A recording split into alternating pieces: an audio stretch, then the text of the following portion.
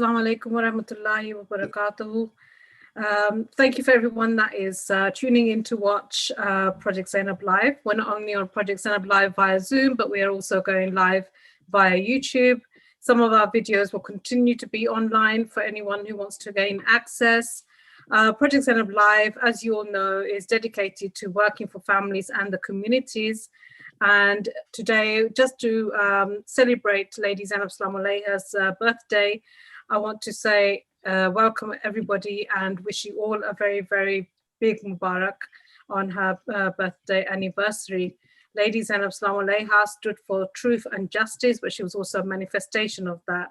She spoke not only for truth and justice, but she was also a manifestation of support for others, and she worked heavily supporting people in her community, whether it be to teach the Quran or work as somebody who's very, very strong and diligent in her community.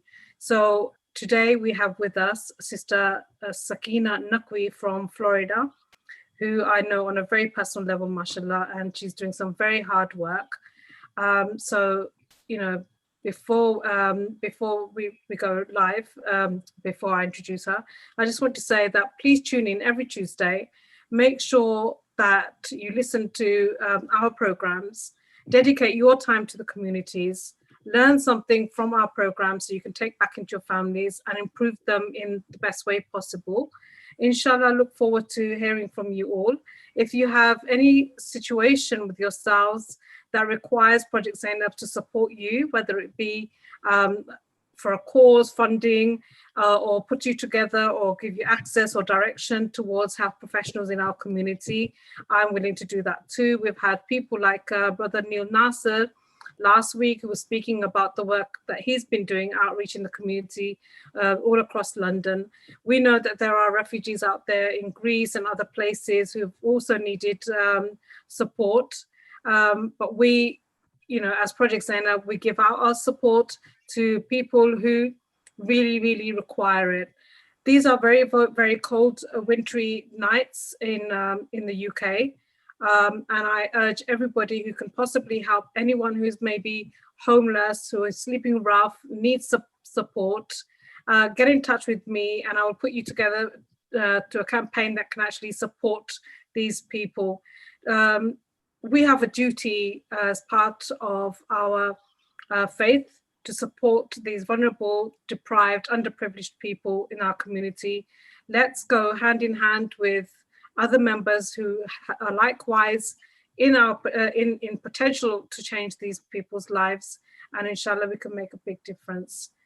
So we have Sister Sakina Naqvi from Florida.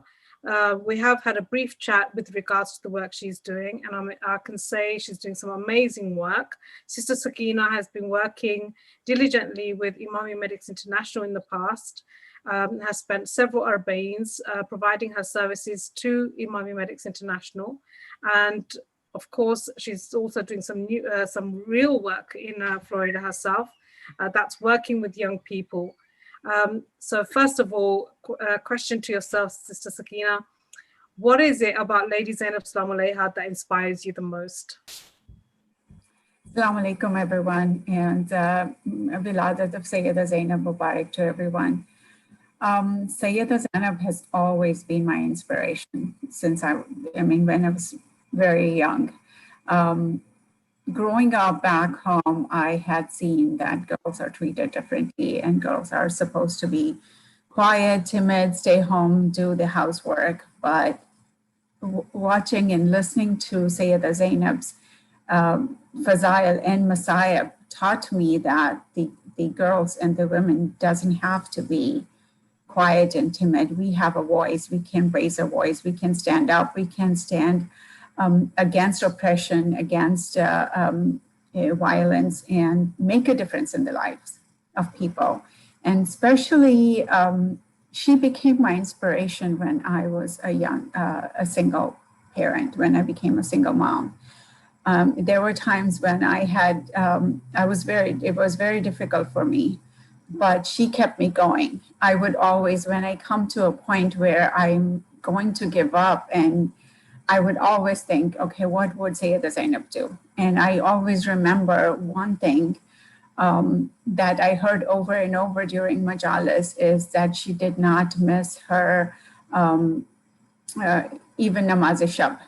And that got me going. And I would say, well, but if she can do it, I can do it too. If I consider myself a servant of Sayyidah Zainab, then I need to do what she taught us to do.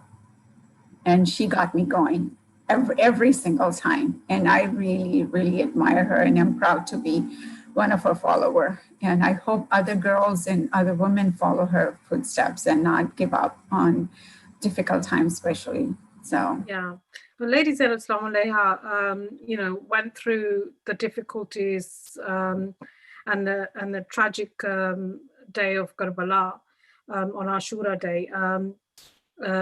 And it was something that just brings it home to us that, this was the most tragic aspect of her life, where she lost so many members of her family. And it's very easy for us to actually kind of break down and not have that kind of strength and valor that she had.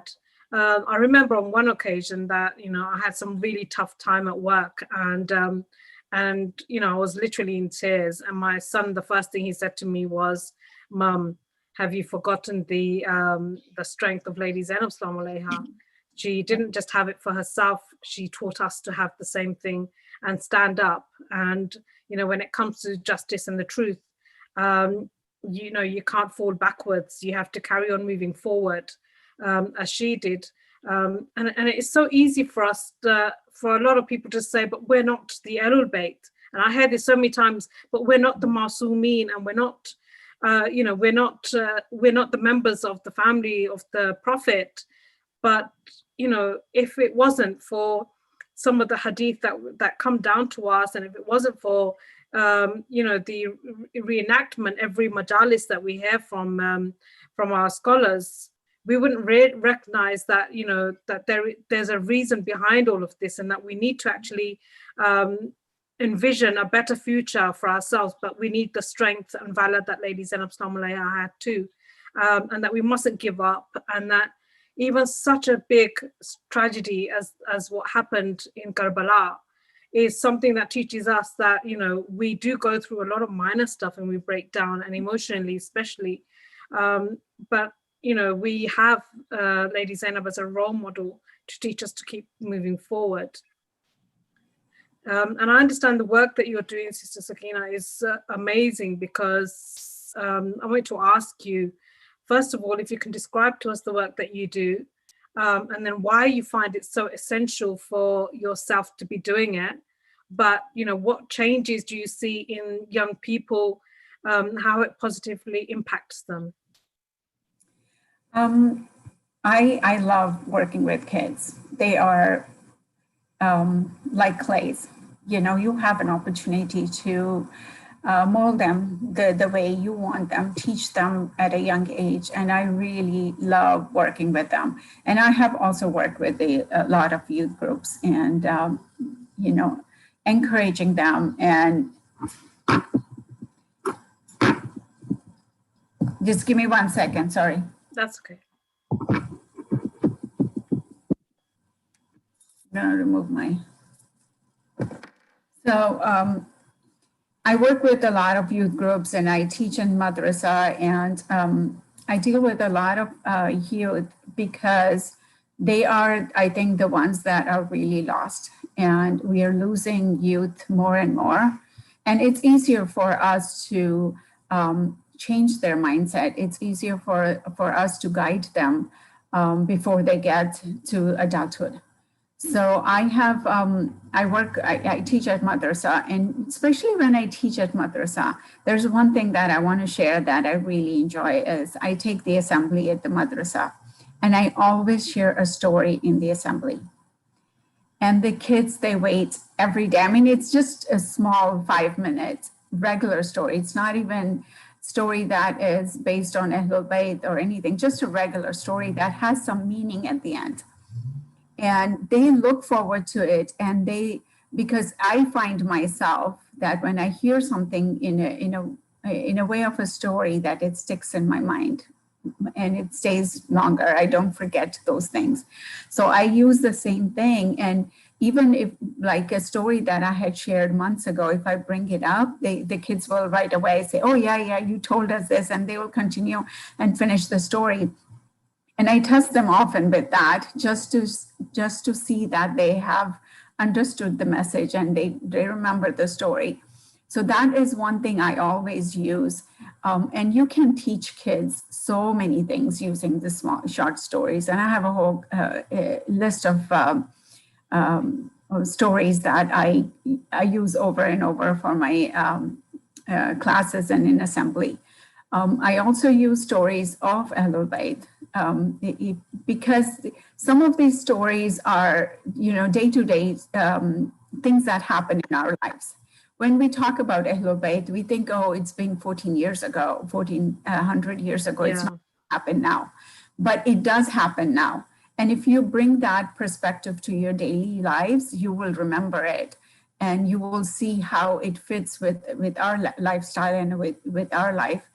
And we can learn from that and try to make the right decision using those stories and using those events. So I use that a lot with the kids.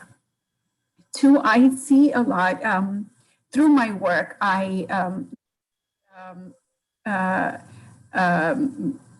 event called Lunch Pals, right? So we volunteer for an hour each week, and we are paired with an elementary school kid in our neighborhood, and we go have lunch with them once a week. It is amazing, the school I go to is 85% Caucasian. So the kids there haven't seen anybody other than, Caucasian people, white people. And especially me wearing a hijab and going to school makes a lot of difference. They get to know me as a person, and they get to see me, the kids. So it's not something unique for them when they go out and see somebody with hijab and they don't know who they are. Mm-hmm. And I really enjoy talking to the kids. And the one thing is, actually, I have learned a lot more than I have taught them, because I didn't go to school in US, so I don't know what happens in schools. And I don't know what our kids go through when they are in school.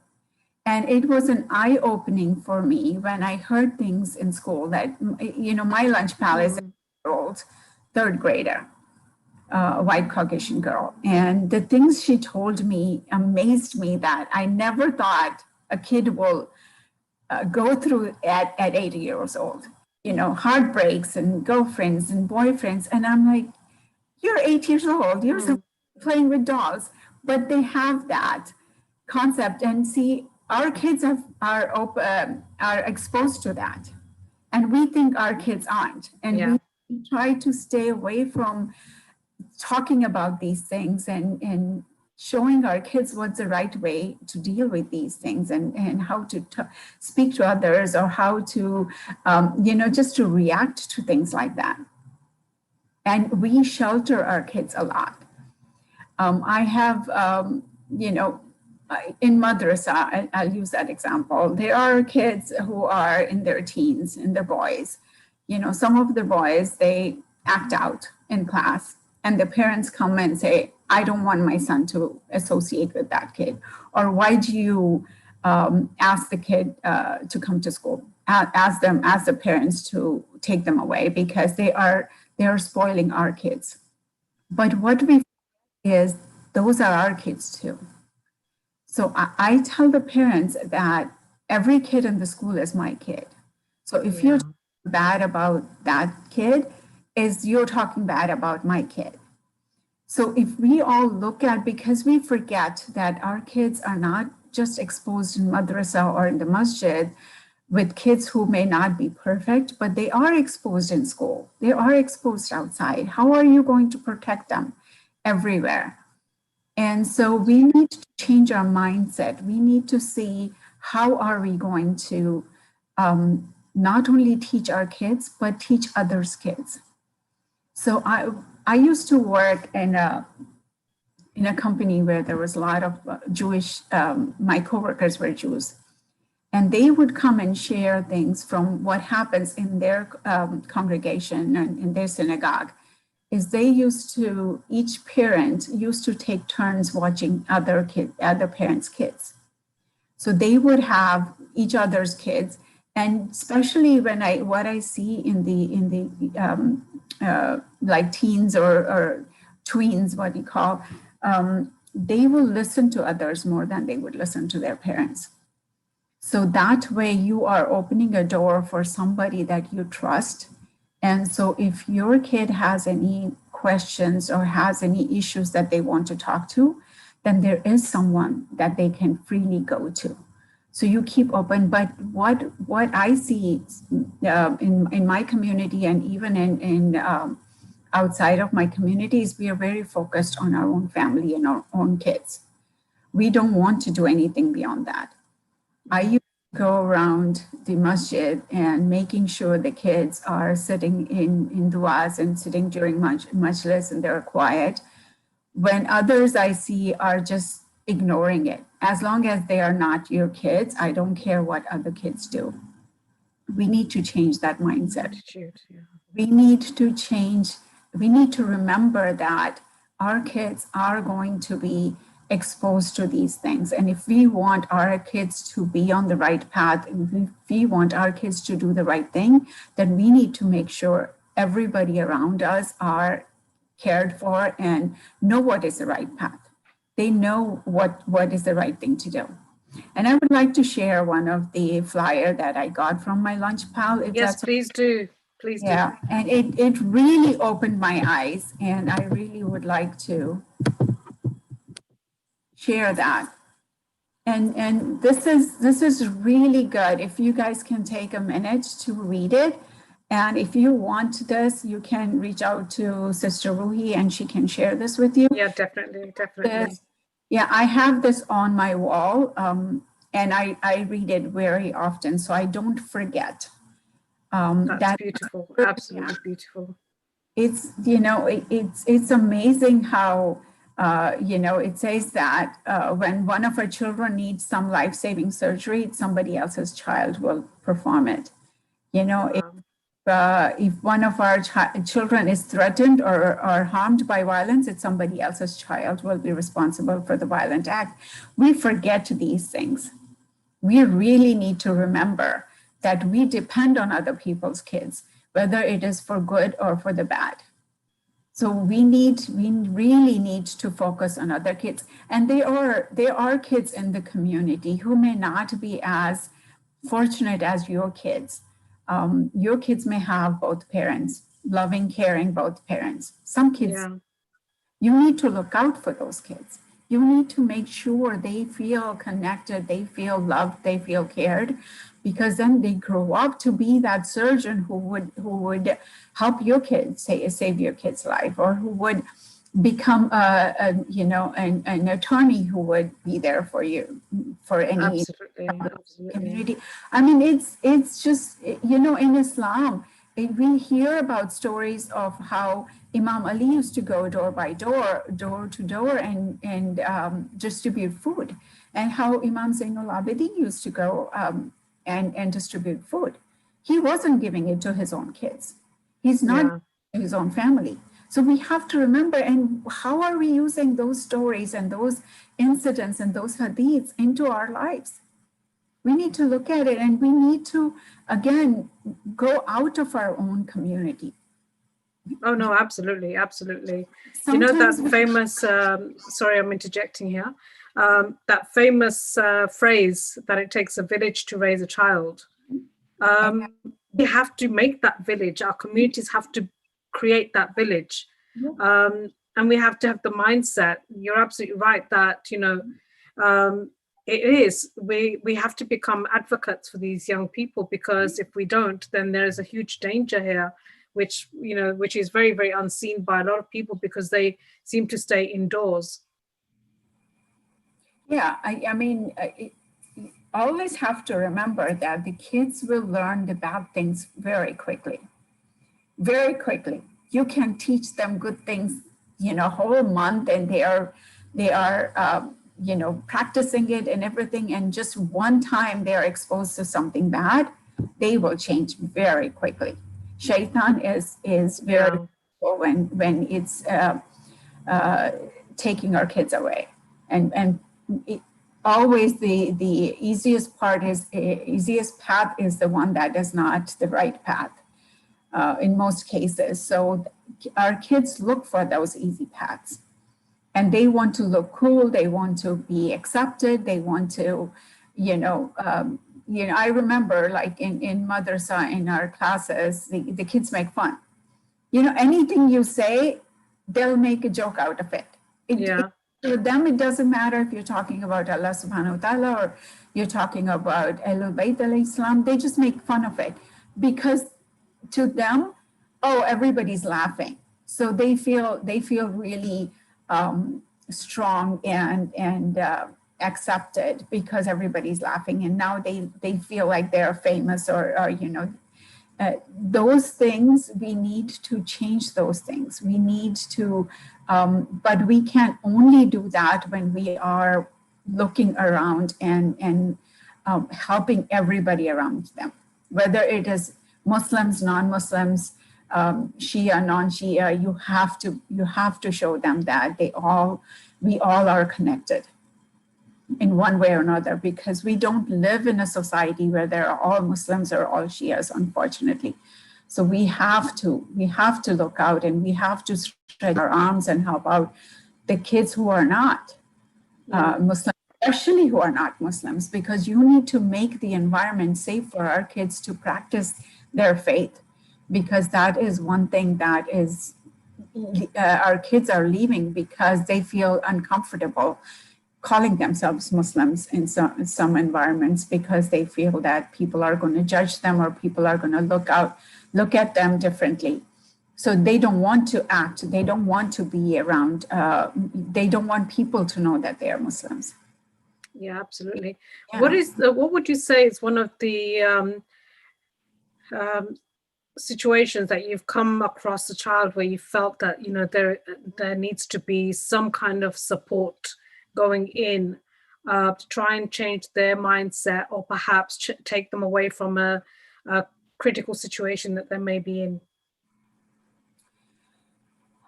The most difficult part that I feel, especially in our madrasa, is the behavior, the akhlaq of the kids.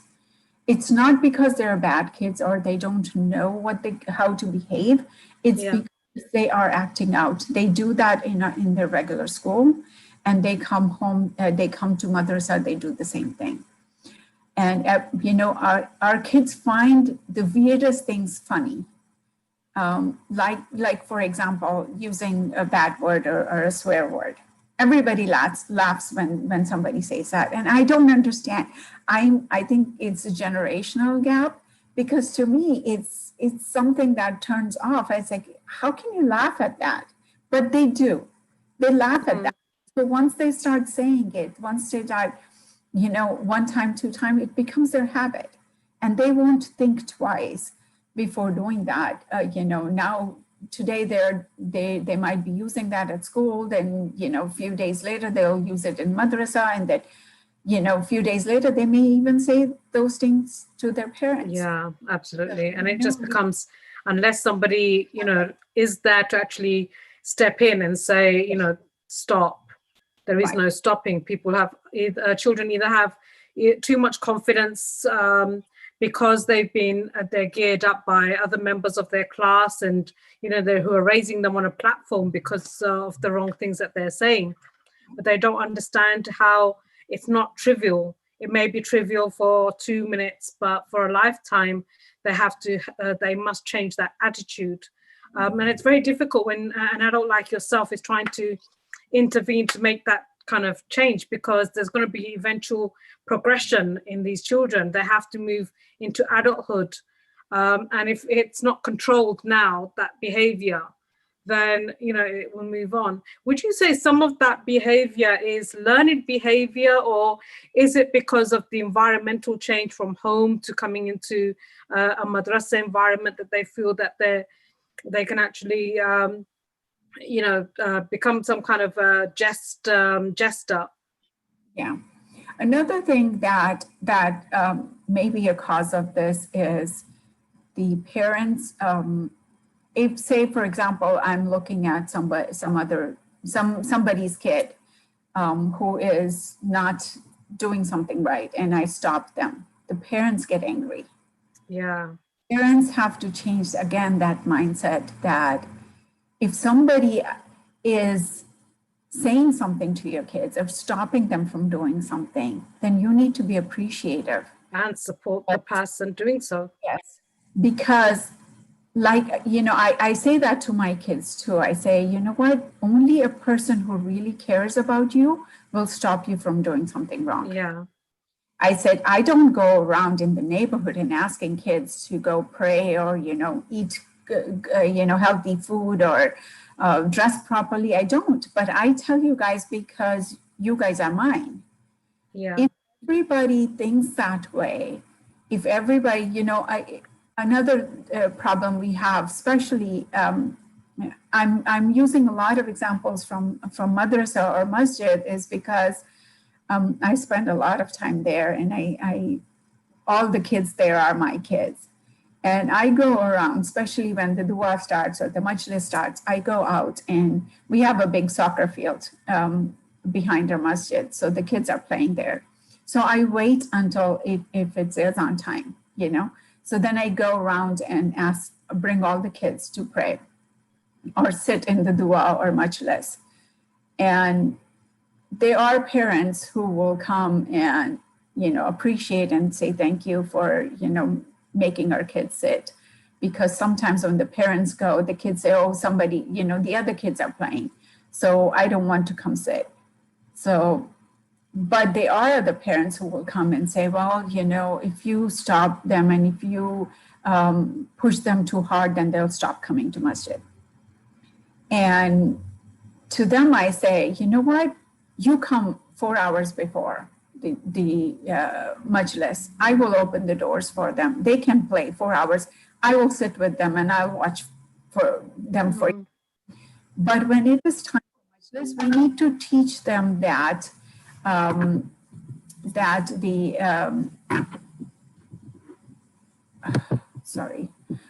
we need to teach them that there is a time and a place for everything.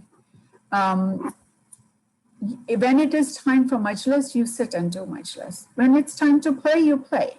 But the parents don't want to come earlier to let the kids play. They'll come at the time that the majlis starts, but then they want the kids to play during the majlis.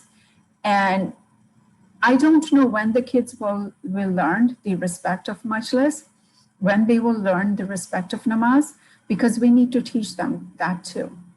That when you come to masjid and it's time for salah, then you come and you do your salah.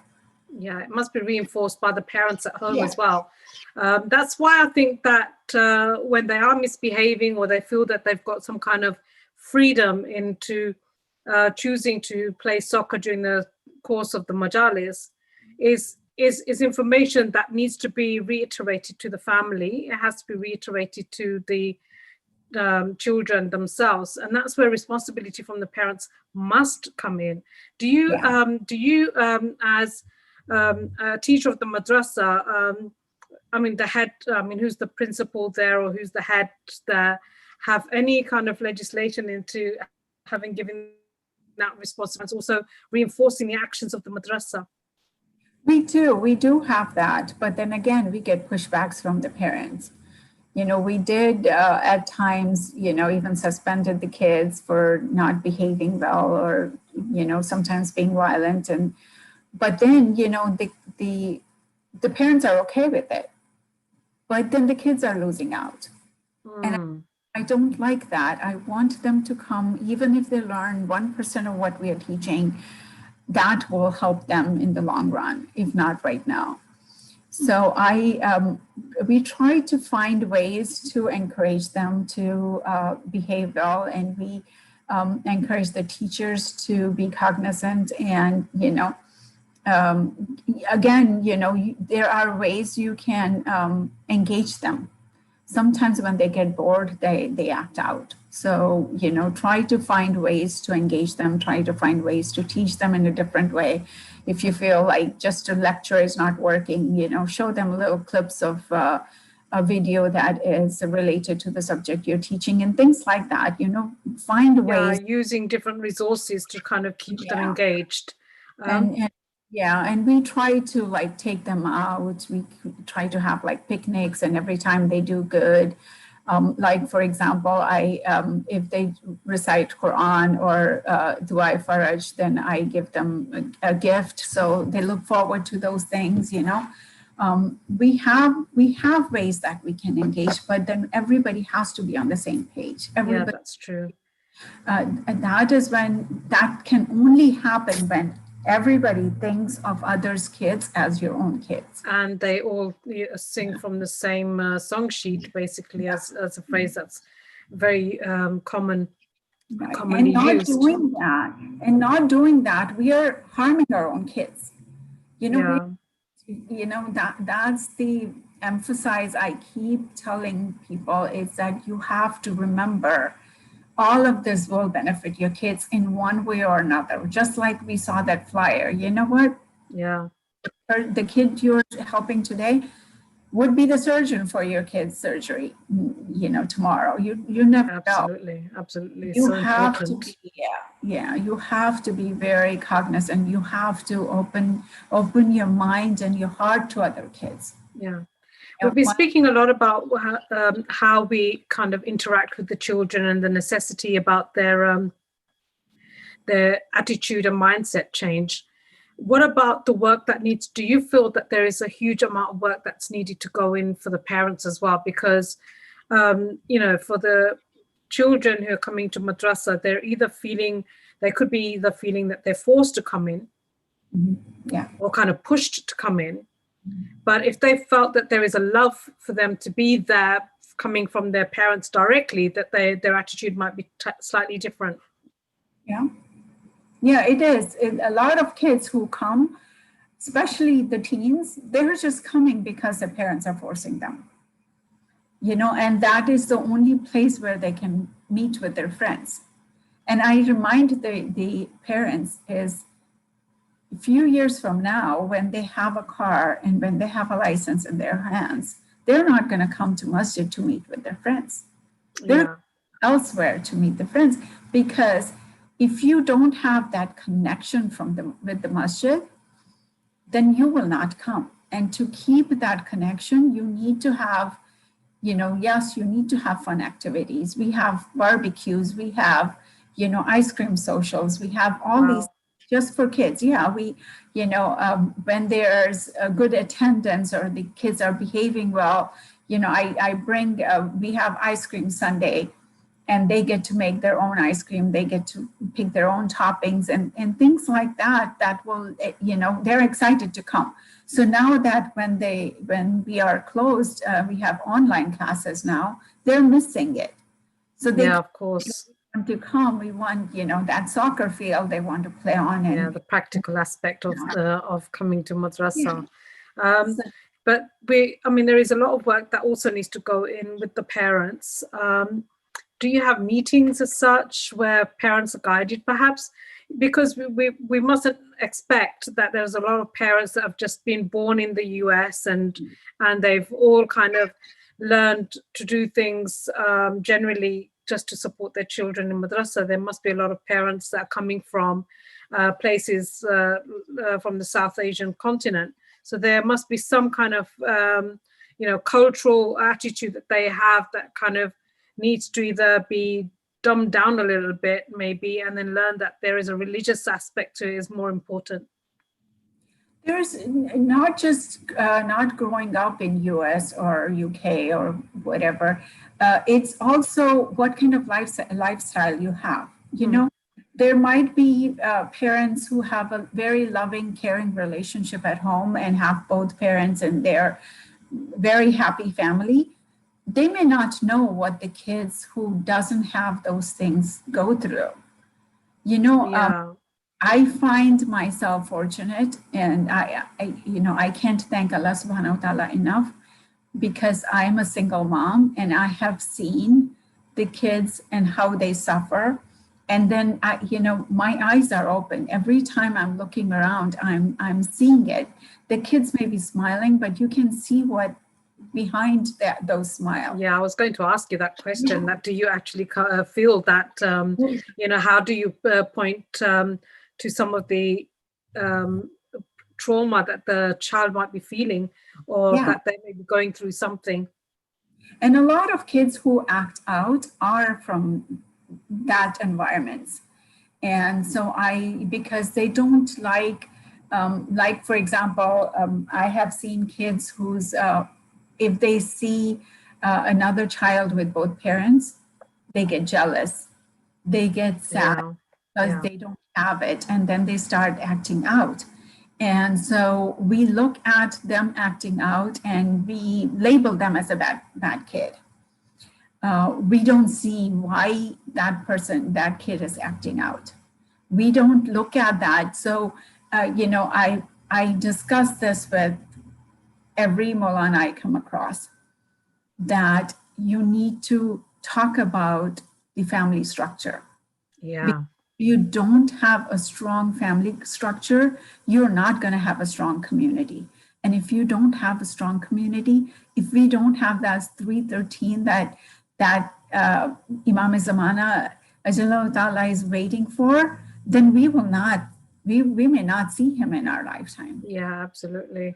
I also think that it's there's a lot of work that has to be done in terms of our own reading and learning about how to become compassionate people, whether it be in parenting, or whether it be in friendships or with relatives. And Salah Ham has been so much encouraged in Islam.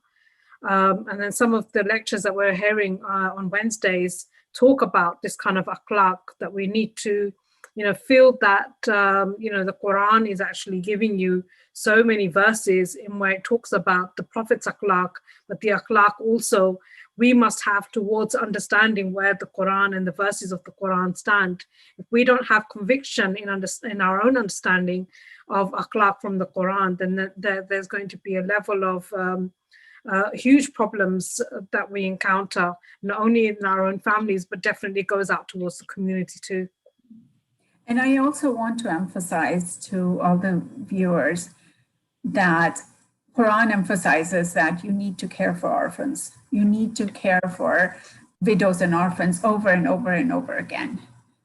But you have to remember the kids who are from broken families, they may not be orphans, but they are nowhere better than them.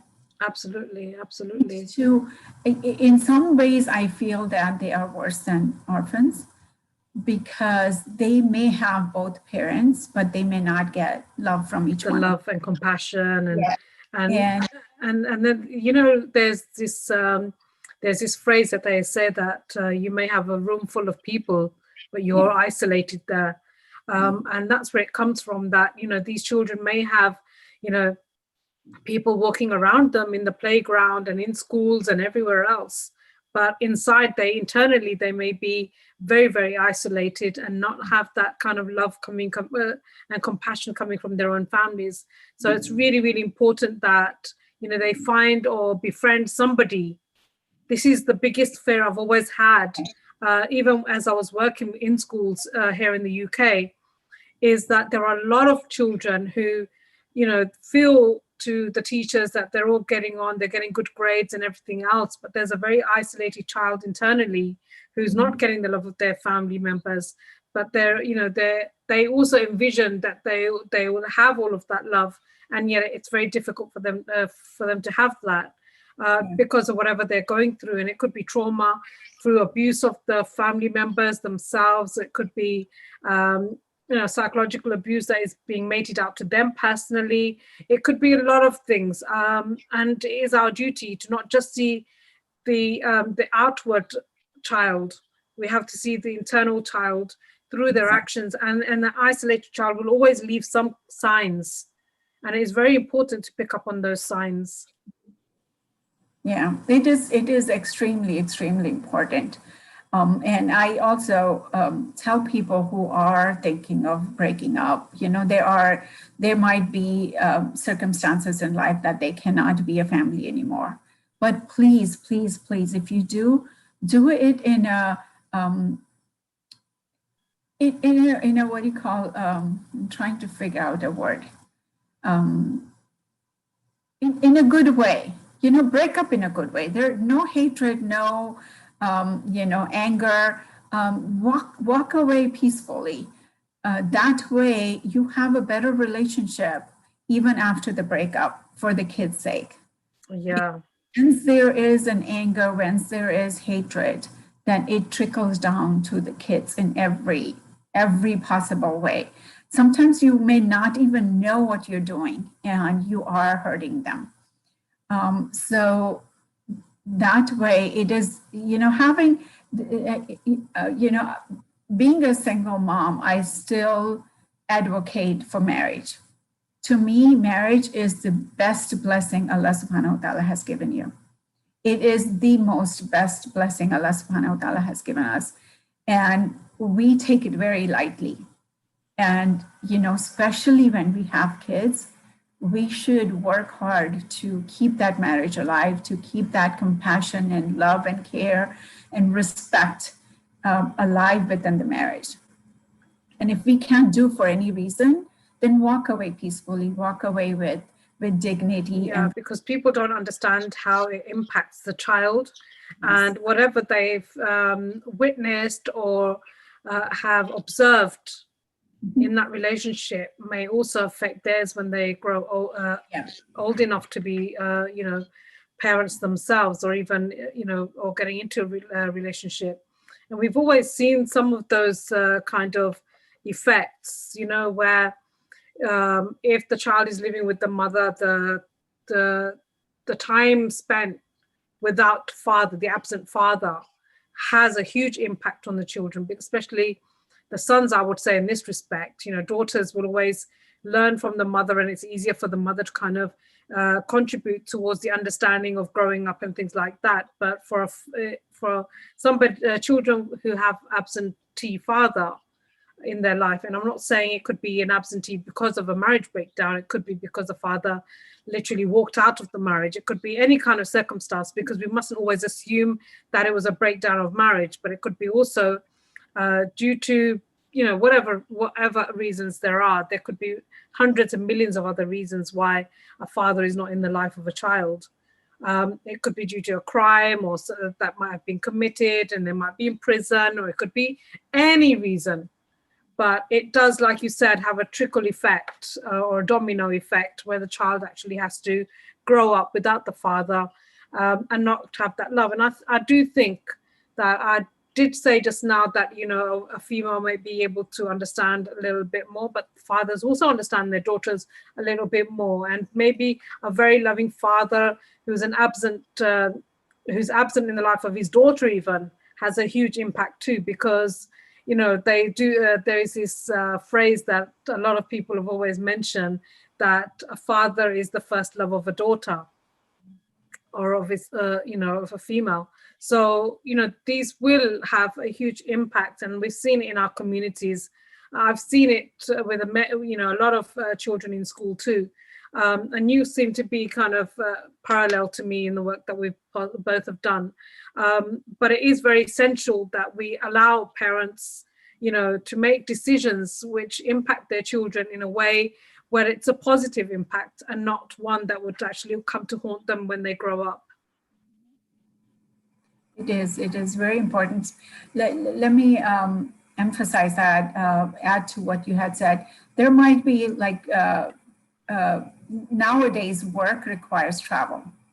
A lot of work requires travel. And if the father is traveling, that is when, I remember when my boys were young, maybe 9 years old, in masjid, they wouldn't sit with me. They wanted to go sit in the men's side because everybody, or the other kids will make fun of them sitting with the mother.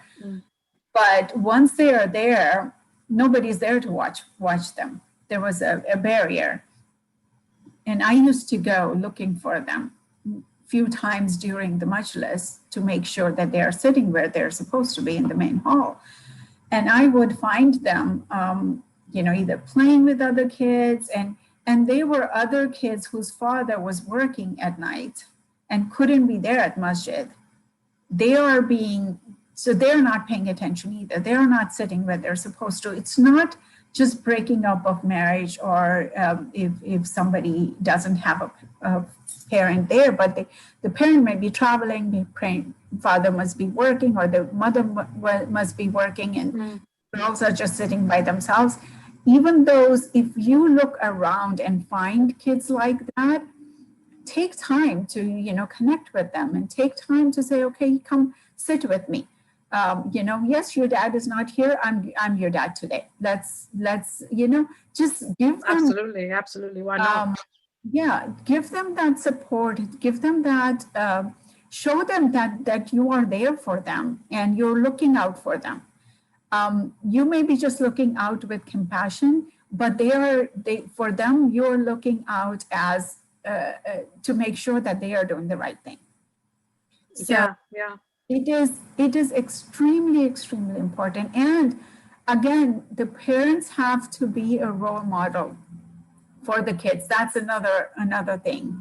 We expect, kids to sit in the masjid during majlis, but then the parents are not. Either they're talking. I remember in one of my class, I was teaching them the value of sitting in majlis, that Sayyidah Fatima comes in the masjid, in the majlis, so you might be sitting next to her. So you have to sit with respect, you have to pay attention. And one of the kids turned around and said, but my mom doesn't. She's always talking. So why should I? Yeah. And, if situations like that, if you expect something from your kids, make sure you don't give them an excuse to turn around and say you don't do it. Yeah. But then it might be, they may just see it as the child is being rude, but actually you've given them the excuse to be rude. But then you don't like it because they've actually, put a finger on exactly what the point is. So it is very difficult. It is very, very difficult, and parents need to play, we don't have a magic wand to turn our children around, but definitely as parents, we have a huge responsibility in kind of helping them to grow, but grow with compassion and love. Yes. And the work that you're doing is, something which everybody should be able to do. It doesn't, for you, how easy is it just to be able to join that lunch hour that you have and, befriending a child? But, it seems an hour for you, but there's a whole lifetime of learning for that child because you've given them some kind of support in the work that you do. How do you think we can all become part of that kind of lunch hour in our own small communities, whether it be any part of the world? Yeah, and it doesn't have to be outside the community. Even I think what our community lacks is we have a big brother and big sister program here, where the kids who doesn't have an older brother or older sister will get to pair with another older kid from our community, so they can guide and help and take care of them. And it's the same thing. We lack these things. So we need to look around and see what other communities are doing and adopt these good things in our community. For me, spending an hour is not a big deal. I love going and listening to her because, again, I told you I learned a lot from her. But the thing that really made me excited was when I went for Arbaeen last year. I was gone and then I went to India from there. So I was gone for 6 weeks. And I knew that she would be disappointed to not see me for 6 weeks. So I made a little gift bags for each week, and I gave it to the administrator at school and say every Wednesday, when it's time for her to see me, give her this little gift. Thing, pencils for her for school. I mean, school stuff, or coloring book and coloring pencils and just little basic things. She was excited. And then when I came back, she told me that she was moving to another city. So we wouldn't be in, because she will have to change school. And I was not able to get her contact information because it's against the law to get a minor's information. So I was really sad, and she was really sad that she won't be able to see me. And I think it was early January, I got a message on Facebook from her mom saying, "Oh, is it okay if Lily stays in touch with you because she misses you?" And I was literally so happy. So elated, yes. Oh, I can imagine. Was so excited. And now, I mean, we call often, and she will go on and on and on for hours. We are on the phone. And she tells me all the little things that she has been doing and her family is doing. And I really enjoy it. And she feels so connected. My hijab doesn't matter. Me being a Muslim doesn't matter. Me being a brown doesn't matter. For the kids, all they want is somebody to connect with, somebody to talk to, and somebody to listen to them. I mean, this is what we can give. And you're building that trust with her. So, you know, if heaven forbid, there's a situation that comes, comes to pass, at least you know that you've built that trust and she can actually share that information with you, which actually will safeguard her too. And also when she maybe grows up a little bit, if she hears something that is against Muslims, she can turn around and say, no, they are not like that. Yeah, so in turn, you're actually doing a little bit of dawah while you're actually with her. So yeah, and she won't actually think that there's all of these Muslims, keep themselves to themselves and they don't want to know. But she's learned something from you too, your attitude, your communication level. She's learned that, Muslims are great people who actually do want to listen to you, who do want to connect with you. Because there's a lot of things I've always noticed that, that wherever we live or the environment that we're in, it's not about thinking, oh, somebody else has to make that first move. Yeah. If it's down to you, then you do it. You make that connection. You break down those barriers so that they can actually see the kind of person you are. Because especially with females, we do wear the hijab, and yes, if we are, if we do want to connect with them, then we can break down those barriers very easily by just communicating with them. Yeah. And I think that's really, really essential. Yeah, it's an amazing feeling. I encourage everyone to try out and see. You can try within your community, see if you can. I used to have my kids' friends come and stay over all the time. And I would tell the parents of those kids, it's like, you can trust me. I will care for them as my own kids. And also they got a way to enjoy an evening alone without the kids. And my kids enjoyed having other kids to sleep over. And then the other kids enjoyed spending time somewhere else. Because that's the thing in our community is we try to keep such a tight rein on our kids and not allow them to do things. Yeah. You should allow them to do things, but with the people that you trust, and you need to build that relationship with the people that you can trust them with your kids. I enjoyed my mother said kids used to come have sleepovers at my house because that's the only place that the parents will allow them. And if you're a trusted member of the community and they've actually seen you and connected with you, even the parents that need to build some relationships in the community, I think it's essential to kind of work out, this person is trustworthy and yes, they won't harm my child. Because one of the biggest issues that we do have in our communities is that we don't trust other members of our community. And then because we've got kind of people coming from all different walks of life. So you've got Iraqi, Iranian, Pakistani, Indian, and so forth. You can't, we kind of keep ourselves to our own kind of communities, but that's not the case. If you're a Muslim, you're a Muslim. And that's one thing that, the Prophet tried to tell people is that, you can come from all walks of life, but what we have in common is our faith. And when you have that faith, conviction of your faith, then be able to trust people openly rather than what we see now is that we've got pockets of people in all different areas. But what we've got from that is that we've got lack of communication. We've got people who don't want to trust members of the community with their children. And you've got children who are bursting to try to find out, what Islam really is. And we're kind of sheltering them from that or shielding them away from that too. And also remember, even like our community is very diverse. We have everybody, Iraqis, Afghanis, Lebanese, Indian, Pakistani. Yeah. And to me, I really enjoy being around them because I learn different cultures. I get to eat different food. I get to see, the way people behave and do things. They may be different, but that is what is the beautiful thing. Yeah, and the bond that you get is from your faith, because that is that's top level communication and trust and loyalty comes from the faith. That conviction of faith, I think, is the most important thing. And I think we keep putting that back and putting culture forward.